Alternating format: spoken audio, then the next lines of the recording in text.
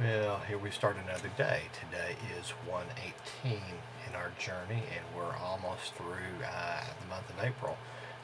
This will be 4 months of our journey, and what a great journey. I just want to encourage you in this process, and I'm really enjoying this reading. I hope you are as well. God is just showing me a lot as we go along in this. Let me had things popping up on my computer screen here, but I hope God has blessed you in this reading. It is a much different reading. I am seeing. I look forward each day, as I hope you do, as I have the past in opening God's Word, but reading it through in a chronological order has just given it new insight, new insight, new just excitement in opening God's Word and spending time in God's Word, and again reading it as I've never read it before. And I look forward to the days ahead as we continue our journey. Again, we're just 2 days, I think, away from being a third of the way through our reading for the year, and that's pretty exciting to me. And I just want to encourage you to fight the good fight, run the race to completion, and God will truly bless you as you spend time in His Word. I had to wonder today, in today's reading, how much is enough? How much vengeance is enough? How much retaliation is enough? How much payback is enough? How much satisfaction do you need? How much satisfaction do I need? When is enough enough? We see the relationship between David and his son Absalom continue to deteriorate. I just, as I was starting the video this morning, I just had to remember that when you sit at the top, you're a target to so many. And the fact that even his son has targeted David for his kingdom really shouldn't have surprised me, because it was his son, but he did. And we see in today's reading God's word to David from the prophet Nathan being fulfilled. And again, I'm having things pop up here. I don't want to pop up on my screen, but Absalom was encouraged by his advisors to sleep with his father's concubines. If you remember in our reading today, David left 10 of his concubines behind to take care of the palace, 10 of his wives.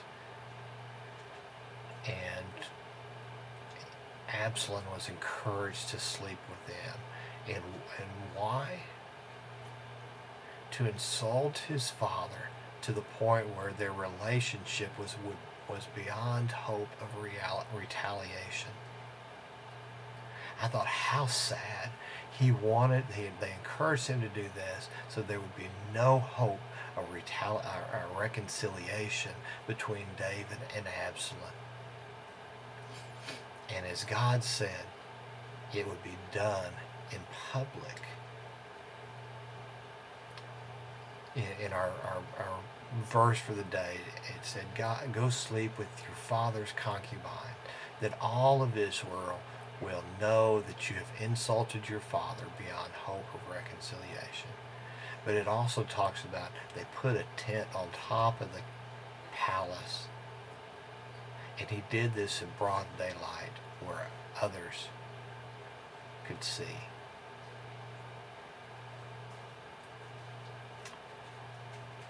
I had to in reading that, we knew that God had already told us that it was going to happen, already told David it was going to happen. But aren't we glad that God doesn't allow us to choose the consequences of others? Aren't we glad that God doesn't allow others to choose the consequences for us? God does that. Again, I go back to the question, how much is enough? If you are having to punish your enemy or somebody, the guy who cuts you off in traffic and makes you mad, or the guy who you know, makes inappropriate hand signals, or somebody that says something inappropriate, or somebody that hits your car, how much is enough? It doesn't appear that David and Absalom went to seek God for his intervention. Had they done this from the very beginning, it could have been a very different story than what we have here.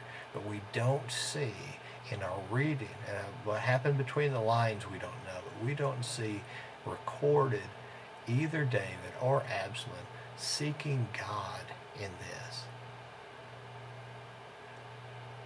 They didn't seek God's help. They didn't seek God's healing. And we see the destruction. We see those encouraging. We see a son sleeping with his father's concubines. So there would be no hope of reconciliation. What I don't understand is, in today's reading, is we add another character into this. We knew that there is difficulty between David and Absalom, but all of a sudden as David begins to flee, we see Saul's son, Jonathan's son, that we've already talked about, that David had brought back into the palace, had returned to him all of his father's and grandfather's possessions. David could have killed him. That was the thing that they did most of the time. David could have killed him because he was part of the king's family. But he didn't. Instead, he made him one of his own family. He invited him to eat at the king's table. He gave him back all his father's and grandfather's possessions. And in appreciation, at the first sign of trouble for David, Mephibosheth, and I'm sure I'm saying that wrong, is wanting to claim back his grandfather's kingdom. He wanted the throne. Did he thank David? Did he show his appreciation, his support to David at this time of trouble? No. He was willing to let David go and run because he wanted to stay and claim his grandfather's kingdom. It's difficult being the one at the top.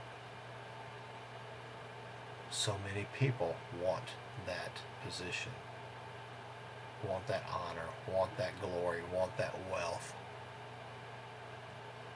It's hard being there. It's hard sitting there. It's not just the CEO. There's a lot of people who sit at the top in their areas of responsibility, and those below sometimes see that and look for those opportunities of demise for them. I hope I'm not that type of person. I hope you're not. I don't think I am in any way. But given this opportunity, I hope that I would be found faithful before God. God placed great confusion in the life of Absalom as he came and took the throne in Jerusalem. That's what David had prayed for. It's just confusion, and God granted that because David is still God's anointed one. David was still God's king. It didn't matter whatever people wanted to claim. David was God's man. You are as well. God has anointed you. God has anointed me to be His person in the place of responsibility in which we live and which we work.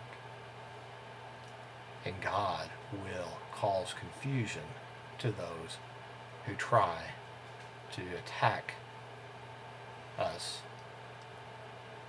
Words of promise on this day. I hope you have a great day, and I will see you again tomorrow as we continue our journey through the Word.